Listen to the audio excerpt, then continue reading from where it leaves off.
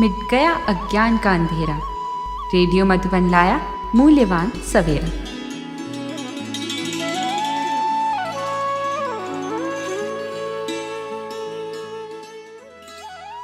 आज मन में नकारात्मक विचार चलते हैं, तो नकारात्मक विचारों से बचने का साधन है कर्म सिद्धांत को पहचानना। कभी कभी हम अपने जीवन के कर्म सिद्धांत को भूल जाते हैं, और जिसके कारण मन में कभी ये आता है, मैं इसके साथ इतना अच्छा व्यवहार करता हूँ, मैं इसके लिए ये करता हूँ, फिर भी ये मेरे साथ टेढ़ा की टेढ़ा क्यों है। तो वास्तव में कर्म सिद्धांत कहता है, जैसा बोओगे वैसा ही पाओगे, जो बोओगे वही काटोगे। तो इसीलिए अगर मेरे जीवन में कोई जीवन के प्रॉब्लम्स है, कोई व्यक्ति मुझे परेशान करता है, तंग करता है, ये मेरे उस व्यक्ति के साथ के पिछले जन्मों के कर्मों के हिसाब किताब है। इसीलिए कर्म सिद्धांत को पहचानना बड़ा जरूरी है, क्योंकि हमारे आसपास में जो भी लोग हैं, चाहे ऑफिस में चाहे घर में, कोई हमें देने के लिए आए, कोई हमारे से लेने के लिए आए हैं। इसीलिए कर्म सिद्धांत को पहचानने की जरूरत है। आज कोई किसी को सास बन करके तंग करते है, कोई किसी को बहू बन करके तंग करते है, कोई किसी को पति बन करके तंग करता है, कोई पड़ोसी बन करके तंग करता है।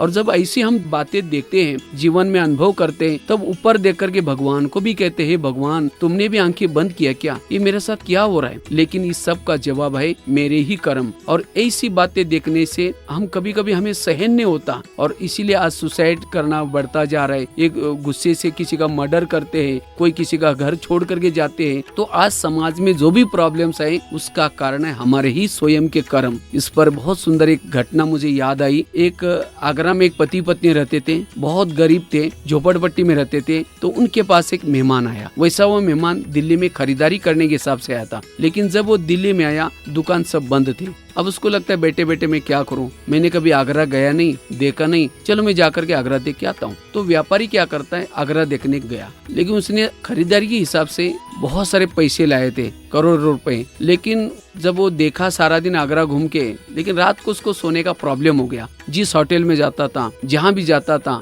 सब कहते हैं हमारे होटल बुक है। अब उसको लगता है रात को कहाँ सो जाओ इतना सारा पैसा लेकर के। अगर मैं कहीं बस स्टैंड पर सो जाऊं तो बैग चोरी हो जाएगी, अगर कहीं स्टेशन पर सो जाओ तो भी चोरी हो जाएगी। उसको अचानक ही युक्ति आई, मेरा एक गरीब पति पत्नी मेहमान है, भले झोपड़पट्टी में रहते, अपने को तो रात काटनी है, तो उनके पास जा करके रहूंगा, सवेरे उठ के चल पड़ूंगा। तो उनका एड्रेस भी था, रिक्शा करके उनके पास पहुंच गया। जब उनके पास पहुंच गया, वो तो बड़ी खुश हो गए, गरीब पति पत्नी, इतना बड़ा व्यापारी और हमारे घर में आज पहली बार आया। तो उनके साथ बातें की, उनको खाना खिलाया वगैरह। लेकिन उस व्यापारी ने अपना ड्रेस बदलना था, नाइट ड्रेस पहनना था, इसके लिए अपनी बैग खोली। जब बैग खोली तो गरीब की पत्नी की नजर बैग में गई। उसने देखा इसके पास 50 के, 100 के, 500 के बहुत सारे बंडल हैं। हमने कभी 500 रुपए भी नहीं देखे। तो उस पत्नी को लगता है उसमें से 2-4 बंडल अगर हमारे पास आ जाए तो हमारी गरीबी दूर हो जाएगी। तो रात भर उसको नींद नहीं आई। तो 12-1 बजे वो बाहर जाते हैं और बहुत बड़ा एक पत्थर उठाकर लाते हैं और सीधा ला करके उसके सिर में जोर से मार दिया। मारते उसका मर्डर हो गया।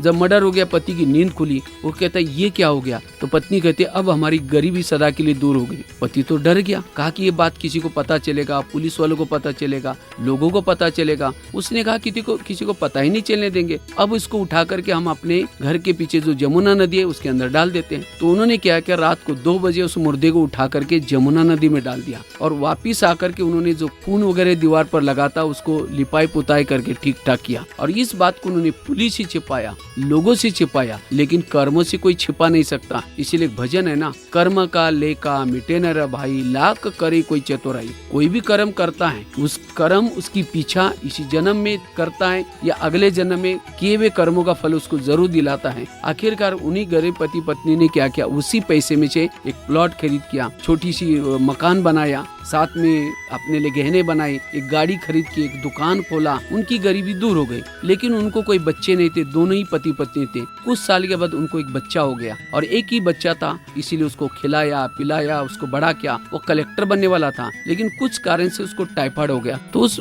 गरीब पति पत्नी को लगता है इसको कुछ न हो जाए, इसीलिए बड़े हॉस्पिटल में दिखाया, क्योंकि अब कलेक्टर की नौकरी ज्वाइन करनी थी। जब बड़े हॉस्पिटल में दिखाया, उसका बहुत खर्चा हुआ, जिसके पीछे उन्होंने गहने बेचे, सब बीमारी में पैसा लगाया। बच्चा तो भी ठीक नहीं हुआ। उन्होंने जो गाड़ी ली थी उसको भी बेच दिया तो भी बच्चा ठीक नहीं हुआ। उन्होंने क्या किया, जो दुकान चालू किया था उसको भी बंद किया। उनको लगता है बच्चा ठीक हो जाएगा, ऐसे 10 दुकान खोल देंगे तो भी बच्चा ठीक नहीं हुआ। लास्ट में उन्होंने जो बनाया था मकान उसको भी बेच दिया और सब बीमारी में पैसा लगाया तो भी ठीक नहीं हुआ। आखिरकार एक दिन वो बच्चा कहता है, पापा जी अपने को जो मिला तो पैसा खत्म हो गया, अब मैं जा रहा हूँ। तो बच्चा कौन था? वही व्यापारी अपना पैसा लेने के लिए बच्चे के रूप में आया था। ये है कर्मों के सिद्धांत। तो ये मैंने स्टोरी क्यों सुनाई? आज हमारे जीवन में जो व्यक्ति हमें तंग करता है, जो व्यक्ति परेशान करता है, वो कौन है? वो हमारे पिछले जन्मों का हिसाब किताब है। इसीलिए हमें इसको क्या करना है, चुप्त करना है। और उसके लिए तनाव में या टेंशन में आने से या किसी को सुनाने से वो किए हुए कर्म खत्म नहीं होंगे। इसीलिए आज कोई किसी को सास तंग करते, अगर वो सास और बहू का पिछले जन्म दिखाई जाए, जो अभी की जो बहू है पिछले जन्म उसकी सास थी और जो सास है पिछले जन्म उसकी बहू थी। इसीलिए कहा भी जाता है सास भी कभी बहू थी। तो इसीलिए आज ये दुनिया जो चल रही कर्मों के हिसाब से चल रही। इसीलिए ऊपर वाला दोषी नहीं है, दोषी है तो हमारे कर्म। इसीलिए कर्मों को हमें क्या करना है, याद रखना है। तो कभी भी हम तनाव में या टेंशन में नहीं आएंगे, कभी भी परेशान नहीं होंगे। तो यही शांति का मार्ग है। इसीलिए कर्मों का ज्ञान हमें सत्संग के माध्यम से मिलता है। अगर हम सत्संग में जाते हैं तो कर्मों का ज्ञान सुनने से सारा दिन हमारे मन में नेगेटिव विचार नहीं आएंगे, हम शांति का अनुभव कर सकेंगे।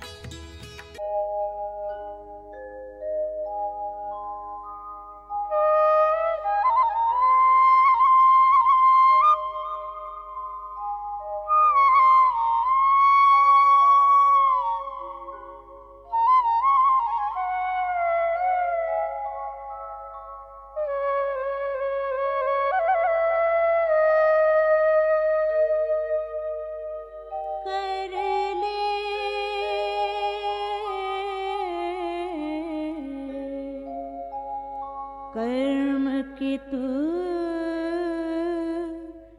पहचान, कर ले कर्म की तू पहचान, कर ले कर्म की तू पहचान।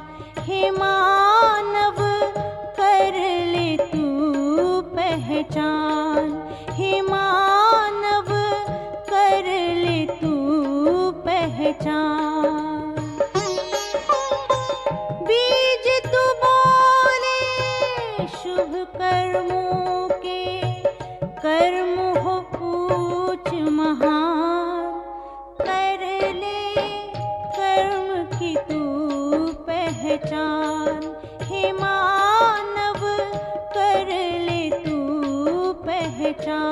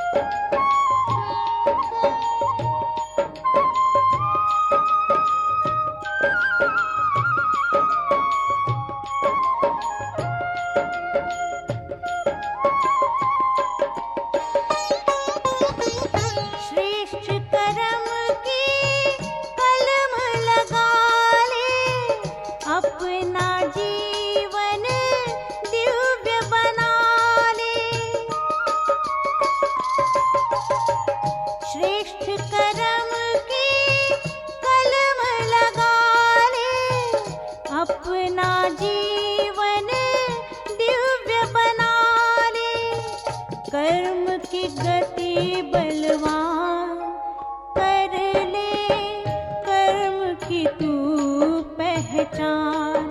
हे मानव कर ले तू पहचान।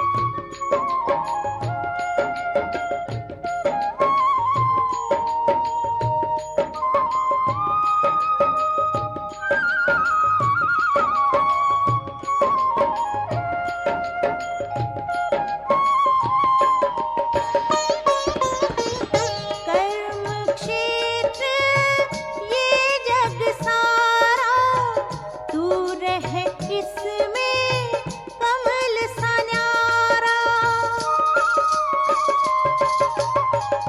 कर्म क्षेत्र ये जग सारा, तू रह इसमें कमल सा न्यारा।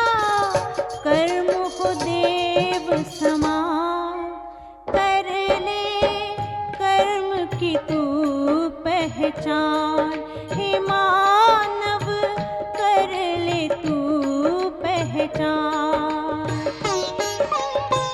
बीज तू बोले शुभ कर्मों के, कर्म हो ऊंच महान।